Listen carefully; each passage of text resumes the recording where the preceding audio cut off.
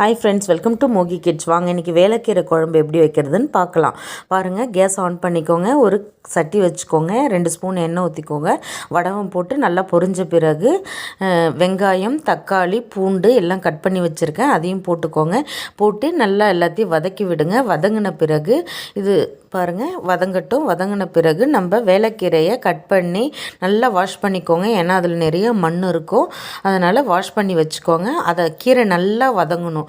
கீரை நல்லா வதங்கின பிறகு தான் நம்ம மிளகாத்தூள் போடணும். வதக்குனா தான் அதோட இது போயிடும். பாருங்கள், ரெண்டு நெல்லிக்காய் சைஸ் புளி கரைச்சி வச்சுருக்கேன். அதையும் ஊற்றிக்கோங்க. ஊற்றின பிறகு வீட்டு மிளகாத்தூள் 2 ஸ்பூன் போட்டுக்கோங்க. போட்டு நல்லா வதக்கி விடுங்க. இந்த கீரை உடம்புக்கு ரொம்ப நல்லது. நம்ம தலையில் நீர் கோத்து இருக்குது, இதெல்லாம் சரி பண்ணிடும். இது கிராமத்தில் கிடைக்கும். இந்த பூ இது வெள்ளை கலர் பூ பூக்கும். பாருங்கள், உப்பு போட்டுக்கோங்க. ஒரு சொம்பு தண்ணி ஊற்றி நல்லா மூடி போட்டு மூடி வச்சுருங்க. நல்லா கீரை வெந்து சுண்டி வரட்டும். பாருங்கள்.